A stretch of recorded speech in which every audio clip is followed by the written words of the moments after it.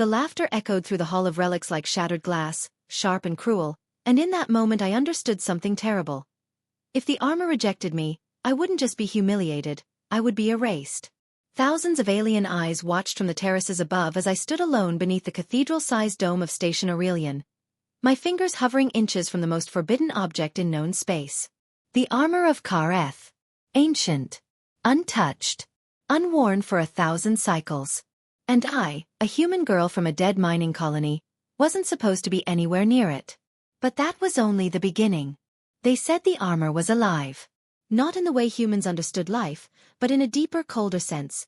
An intelligence forged during the first expansion wars, when civilization still believed annihilation was a form of diplomacy. It had judged emperors unworthy. It had killed warlords mid-breath.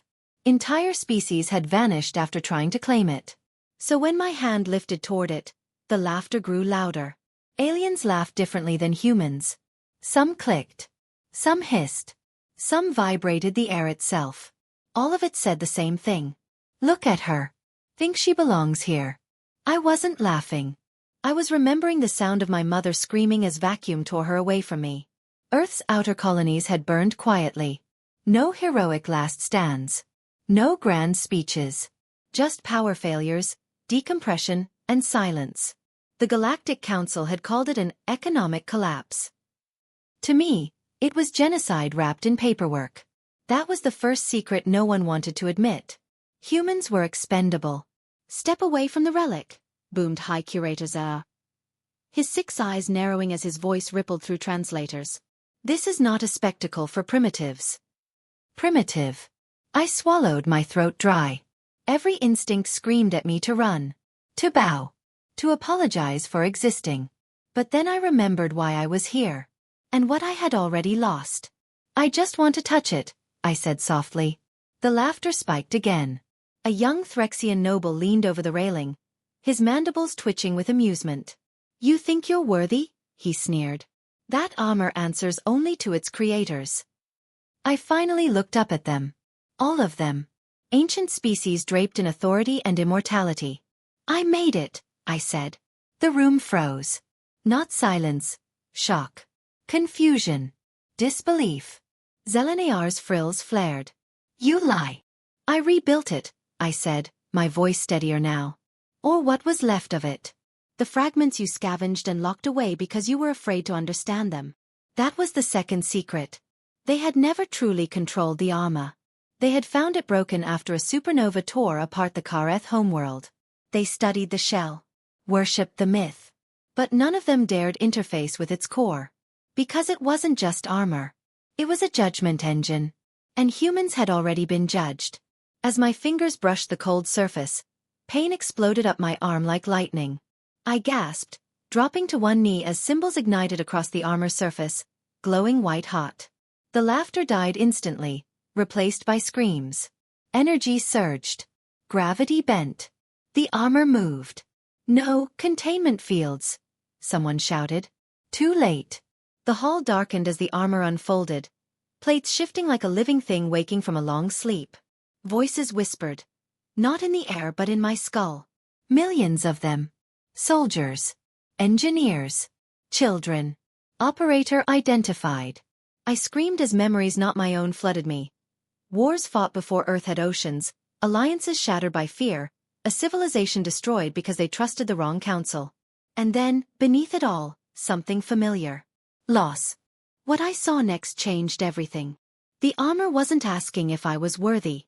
It was recognizing me. I staggered to my feet as the final plates locked around my body, sealing with a sound like a closing tomb. The weight vanished, replaced by perfect balance. Strength hummed beneath my skin. I could feel the station's power grid. The heartbeats of every being in the room. The hall of relics descended into chaos. Disengage! Zelenaar roared. You'll doom us all. I turned slowly, glowing eyes reflecting terror back at them. You already did, I said. Security drones swarmed. Plasma fire filled the air. The armor absorbed it effortlessly, converting energy into something darker. Purpose. I didn't want to hurt anyone. That was the worst part. But the armor remembered everything. It showed me files the council had buried, human petitions ignored, warnings suppressed, entire evacuation routes rerouted to protect trade lanes. Earth hadn't been collateral damage. It had been a calculation. This was the mid-story truth they never expected me to learn. The armor wasn't a weapon of conquest. It was a fail-safe against extinction. And it had been waiting for a species desperate enough to listen. I fell to my knees again, not from pain, but from grief. "I don't want this," I whispered. "Operator selection complete," the armor replied. "Human designation. Adaptive. Emotional. Resilient." I laughed then, a broken sound. "You think that makes us special?" "It makes you dangerous," it answered. The council chamber doors sealed as emergency shields rose.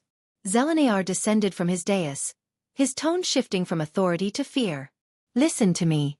Human. You don't understand what you're holding." "I understand exactly what I'm holding," I said, tears floating free in the low gravity. "A mirror." He hesitated. That hesitation told me everything. They were afraid not of the armor, but of what it would reveal. The armor projected the truth across the chamber. Holographic ghosts of human colonies. Starvation reports. Children tagged as non-essential. Some aliens looked away. Some watched in horror. Some still didn't care. That was the emotional low point, the realization that proof didn't guarantee justice. "End this," Zela pleaded. "Stand down, and we'll negotiate. Compensation. Protection." I almost believed him. Then the armor showed me one final memory. A human engineer. My father. He stood in a lab not unlike this one, working on a prototype interface based on alien relic schematics. He'd been the first to make it respond. The council had executed him for unauthorized research. I screamed. Energy ripped through the chamber, shattering shields, tearing apart the dais. I hovered above the floor, the armor blazing like a newborn star. "I'm not here to conquer you," I said, my voice echoing with something ancient. "I'm here to remind you." The final confrontation wasn't a battle. It was a choice. The armor could activate its final protocol. It could dismantle the council's fleets, rewrite borders, and enforce peace through fear. Or it could do something far more terrifying. Give humans a voice. I shut my eyes. Thought of my mother. My father. The quiet way Earth had died. "I choose exposure," I whispered. The armor obeyed. Across the galaxy, hidden archives unlocked. Treaties dissolved. Lies burned in public light. Species once silent found proof of betrayal written in unalterable code. The council collapsed in a single day.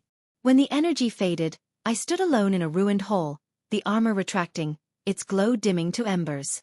Zell lay broken at my feet. "What are you?" he asked, his voice hollow. I looked at my hands. Human hands, trembling. "I'm what happens when you underestimate us," I said. The armor powered down completely, leaving only a simple band around my wrist. A promise, not a crown. Humans wouldn't rule the galaxy. But we would never be erased again. As I walked out into the starlit corridor, alarms still echoing behind me, I felt the weight of 1,000 futures pressing in. And for the first time since Earth died, I wasn't afraid. Because they had laughed when I touched ancient armor. And now, they would remember why humans built things to last.